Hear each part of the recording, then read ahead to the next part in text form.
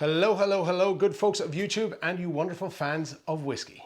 Normally on this channel, and especially this day, it being Wednesday, 5:15, I upload a video of my thoughts on some of the latest and greatest Irish whiskey that's fresh out of the distilleries and onto the market. However, and very unfortunately, I came down with what we call in Ireland a dose, not coronavirus. So currently there is a bad dose going around at the minute, and unfortunately I got hit kind of hard with it for the last week or so, and that's pretty much rendered my tasting and nosing buds absolutely and completely useless. If you're not from Ireland, a bad dose is basically the unisex version of man flu. It's pretty serious. So it got me thinking, instead of doing a tasting video this week, I didn't want to not upload a video to the channel at all, as I'm often getting asked about some of my tips on whiskey nosing or how I don't just get a waft of alcohol every time I nose whiskeys. I thought it might be a good idea to share some of my experiences that have helped me gain a better understanding of whiskey tasting and nosing, or in general, just improve on the whiskey tasting experience itself. So let's do that today then. Time to get stuck in.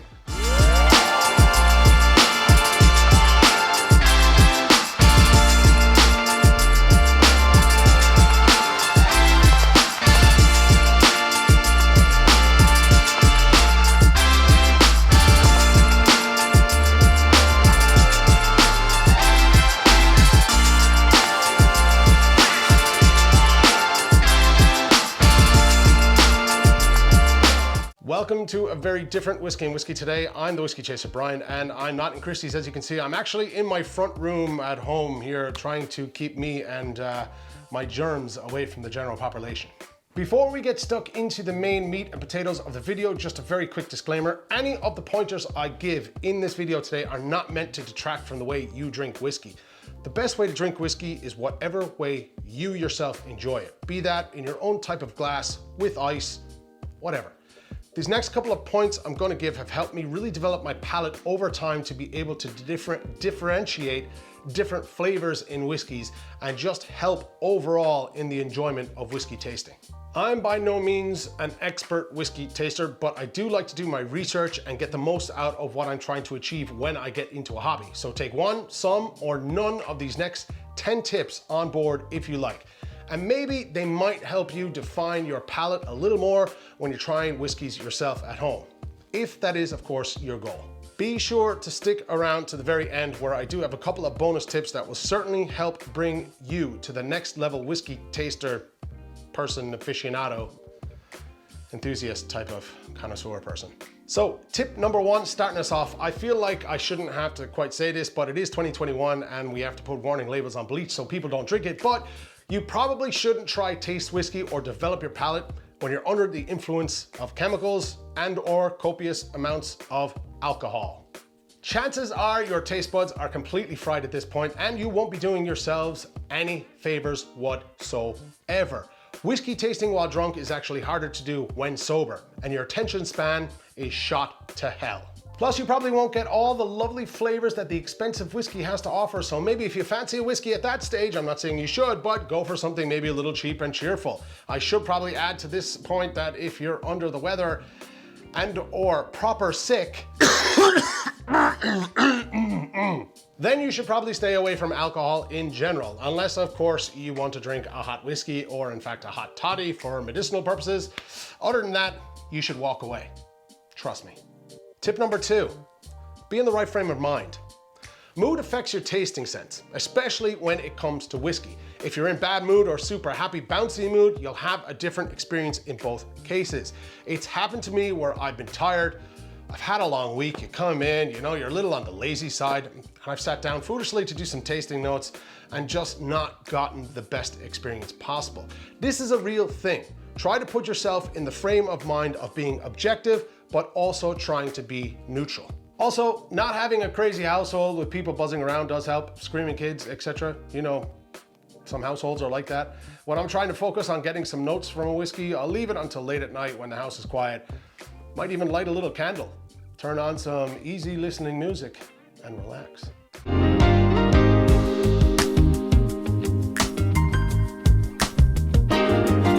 Just remember, mood does affect your tasting experience. Keep that in mind. Tip number 3, not all whiskeys are created equal. This seems like an obvious one, but some whiskeys are far better than others, and some styles or regions of whiskeys tend to have certain characteristics that will shine through or be more obvious when you're tasting them compared to others. Keep this in mind when you're going through the motions. Don't expect every whiskey to have very obvious tasting notes. Some can be a little bit more subdued than others, some may stick out more than others, some can be downright awful, and others can be absolutely beautiful. Don't expect the same thing every time when you nose whiskey. You will struggle at times. Trust me when I say that that's normal. Be open-minded about what you're drinking and approach every whiskey like it's your first time nosing it. Also, from my past experiences, it doesn't hurt to do a bit of research first on the style or the region or even the brand that you're drinking. It can help give you a better understanding and ultimately a better experience. Tip number 4, glassware. It's important. There's reasons why there are glasses made specifically for whiskey. For example, anything that has a wide base with a narrow opening would be a better choice than just like this tumbler. For example, this Glencairn here. I mean, sure, the tumbler is of course iconic. It's awesome. I love the weight of it, how it feels in my hand, how it looks.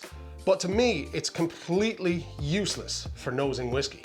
That's because of the wide opening at the top. The vapors will actually leave the glass too quickly and will result in a subpar nosing experience. Whereas with a glass with a narrow opening and a wide little, what I call base to it, would be better for this because it holds and funnels those vapors towards the opening and concentrates the contents in the glass towards the top. Consider it like maybe like a nosing magnifying glass. You'll get a lot more detail, a lot more information, a far better experience, and a greater understanding of your whiskey when you use a specially designed whiskey nosing glass. If you don't have a special amazing whiskey design nosing glass, then at the very least you should try and maybe use a wine glass. Same type of principle here, wide base, narrow opening to funnel the flavors. There can be an argument made for stem glasses, how holding the glass by the stem keeps the heat from your hand away from the whiskey, which would sit in here, leading to a more fulfilling nosing experience. However, I personally think that's subjective and down to real personal experience. When I'm trying new whiskeys or taking whiskey notes, I will always use either a Copita like this, which is a stem glass, or a Glencairn type of glass, as I personally find them best for getting detailed notes or information out of them. And if I'm out and about having a drink in a pub with friends, I'll almost always use a tumbler or an Irish-made Tua glass, which I do prefer. I find these really good for enjoying a nice dram where I'm not overly concerned with the whiskey notes. I'm just enjoying a whiskey in a really cool looking and nice feeling glass. And to be honest with you, I actually like the way this one drinks. It's kind of weird, but I have a thing about glasses. Tip number 5, preparation is key. You're in the mood for whiskey. You have your type that you want to try, your notebook is ready, your glass is in front of you, you're ready to go, right? Wrong. You need to make absolutely certain that the glass is clean. You might have taken it directly out of the press or cupboard for my American friends and thought, it's clean, it's fine. Oh no, no, no, no, no, no, no, no, no, no, my whiskey drinking friends. Go and stick your head in your press or cupboard. They can smell a little bit woody, they can smell a little bit salty, or they can smell generally off. The point is they certainly don't smell neutral. Give the glass a rinse with some water and dry it with a clean cloth. Then take a small little tiny drop of your whiskey and add it to the glass. I don't have whiskey here, but we'll just use this for example. Add the whiskey in, give it a good swirl around, get it all around the glass and throw it out, empty it out. Congratulations, your glass is now ready to drink from. Trust me, I do this all of the time. It gets rid of any type of smells, any oils, dust. It's basically prepping the glass for drinking, and you're pretty much ready to go now. Well, I mean, just make sure that the whiskey is at room temperature and not overly warm or, too cold. Don't take it out of the freezer and drink it. Oh, and you probably don't want to drink whiskey if you've been drinking coffee all day, or you just ate a meal with a ton of garlic or something really effervescent, or have any kind of funky residue in your mouth from the day. Don't brush your teeth beforehand. It will seriously hinder your tasting experience. My top tip is try a neutral spirit like vodka or gin with no flavoring first and cleanse the palate. You should be ready to go. A tiny drop will do. Get it in there. Spit it out. You're good. Tip number 6, and this is a good one. This is a nosing hack. I've used this for years and I can't remember for the life of me where I saw it first, but every time I do a tasting with friends of mine that may not have tasted whiskeys before, I always give them this one bit of advice. When you're nosing a whiskey, open your mouth and breathe in through your nose. You'll find you get a better representation from the whiskey at the back of your throat. This is because some of the olfactory senses are located at the back of your throat towards the opening of the nasal cavity. Try it once or twice. Now, I do find it actually helps thin out some of the alcohol vapors when I'm nosing and bring forward more of the hidden fruity or malty notes of the whiskey. And the nose doesn't get shocked as much from the alcohol burn either. Which kind of brings me on to another point. When introducing a whiskey to your nose for the first time, introduce it gradually. Don't stick your nose right down into it. You'll overload your olfactory senses and burn out your nostrils, and your tasting experience will be over quicker than it actually began. Take the glass, approach it slowly, and introduce it to your nose a bit at a time, getting it closer to the edge of the glass each time. Your nose will thank you, and you'll get longer out of your tasting experience. Done. Don't do that. Also, if you feel your nose is getting slightly overloaded and are trying multiple whiskeys, try resetting your senses by smelling something neutral like your arm. It'll help reset the nose a bit and ultimately not tire your nose out so quick. Trust me, this works. I don't use a coffee bean when I'm tasting. I find it to be an old wives' tale. It never really worked for me, but if it worked for you, then cool, you know, take it on board. It's just all about trial and error, and one thing wouldn't suit another person. Try your arm. It'll reset your senses. Tip number 7, be gentle. So what I'm talking about here is when you agitate the whiskey in the glass too aggressively. We've all seen it. Shaking the glass really aggressively, really stirring it, getting it around, and just being too aggressive with it in general. Calm down, love. Be gentle. I got this tip from legendary reviewer Ralphie before, and I try and use it as often as I can. Gently tilt the glass left to right, and let the whiskey coat the inside of the glass and trickle back down without agitating it. Even roll it over like that. When you over-agitate the whiskey, the alcohol vapors become really aggressive and can overtake and overpower a lot of the whiskey notes, leading to a subpar nosing experience. And in some instances, blow out your olfactory senses with too much alcohol. Rolling, rolling, rolling down that. Admittedly, it is a hard habit to get yourself into when you have one way of doing something. I still do struggle with it myself, and I have to remind myself constantly not to be too aggressive, but it does help. You'll get a more prominent nose with more of a subtleness to the alcohol vapors, which allows a lot more of the nuances from the whiskey to come through itself, which generally allows you to pick out more of those notes that you're looking for. Science. Tip number 8, water or no water. Some people like to add water to their whiskey. Go for it. By all means, do you. Drink your whiskey your way and enjoy.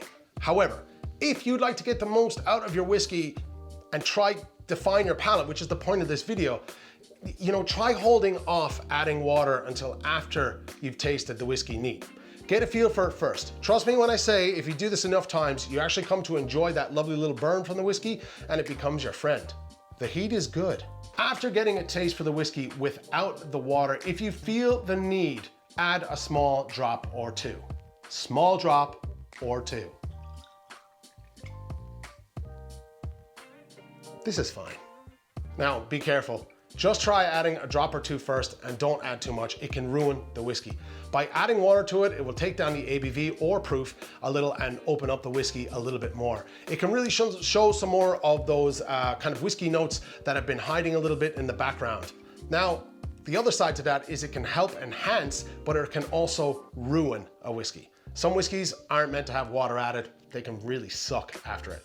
But trial and error. Use small amounts. Just a heads up, be careful, go slow here. You can't take the water out once it's in. Tip number 9. Be more specific. When you're trying to improve your palate, you need to really try and break down a whiskey note the best you can. You smell vanilla? Great. Okay, is it vanilla cream? Is it vanilla bean? Does it remind you of vanilla ice cream? Is it an overly sweet vanilla with hints of honey? Be specific as often as you can and practice daily. Okay, I don't mean drink daily, I mean practice training your nose daily. If you have an apple laying by, smell the skin, bite into it, and then smell the inside, the fleshy part. Same with other fruits, like bananas. Some are overripe, some are underripe. You can do this with almost everything. Caramel, vanilla, wood shavings. There are literally thousands of smells around us daily. Paying more attention and quizzing yourself on some smells will greatly help you expand your nosing abilities and in turn whiskey notes. Try it. See, does it help? Give it a day or two. You'll be surprised. Tip number 10, jazz hands.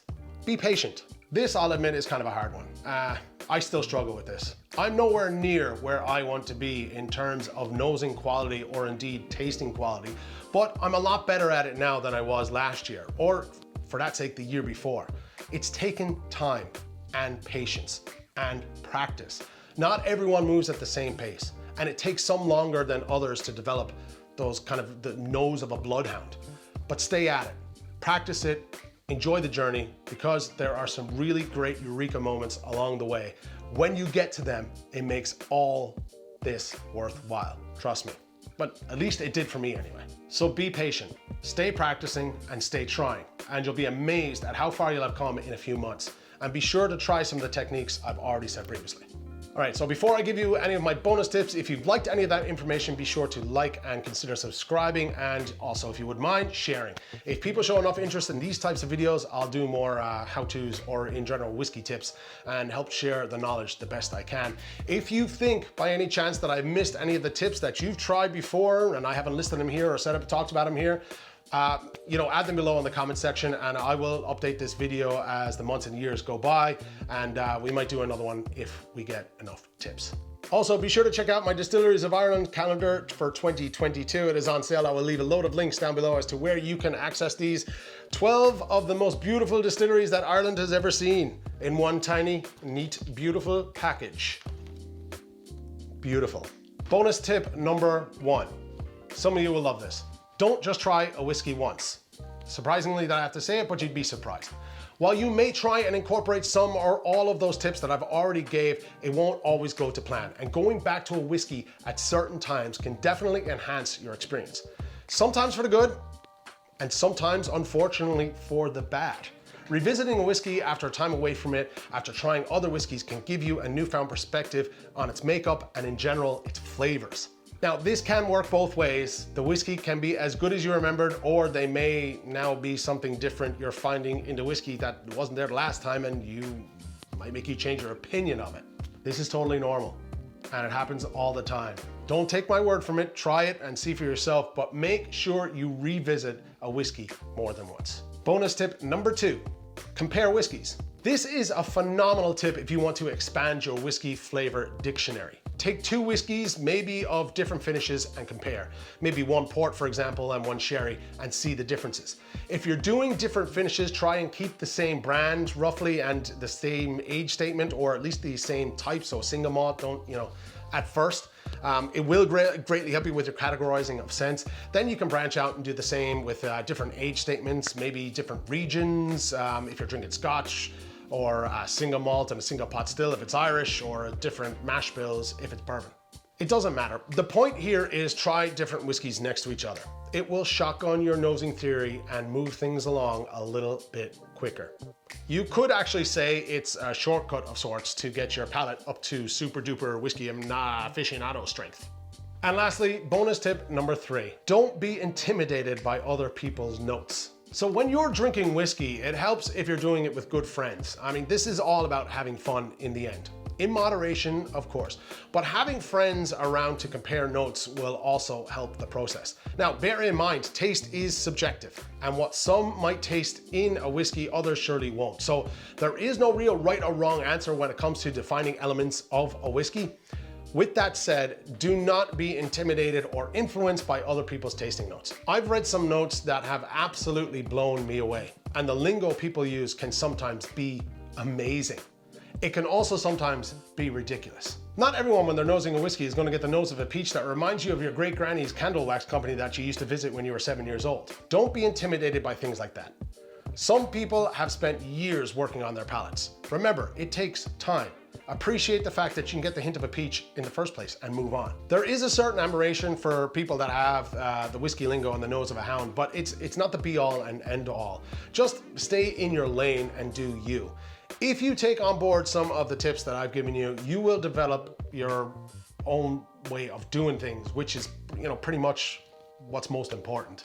So admittedly, there is kind of a lot of tips in that video, but hopefully you'll take on one or two and it'll help you in the long run develop your palate and nose and ultimately enhance your whiskey tasting experience. Now, please remember, I'm not telling anyone here how to enjoy your whiskey at all. All of these tips I've tried because I wanted to get more out of my whiskey tastings. I wanted to build up a better palate and I wanted to understand the best ways to do that. You know, that might not be for you, and that's cool. I suppose at the end of the day, to sum up, this is really about experimentation, enjoyment, and having fun with friends. Please do it in moderation, and remember, moderation is key. Now to finish off, if you haven't already, please don't forget to subscribe to the channel. It has been real. Hopefully I'll be back to my whiskey drinking next week, but in the meantime, I'm gonna go lay down now. I have to go blow my nose anyway. So, Whiskey Chaser out. Sláinte.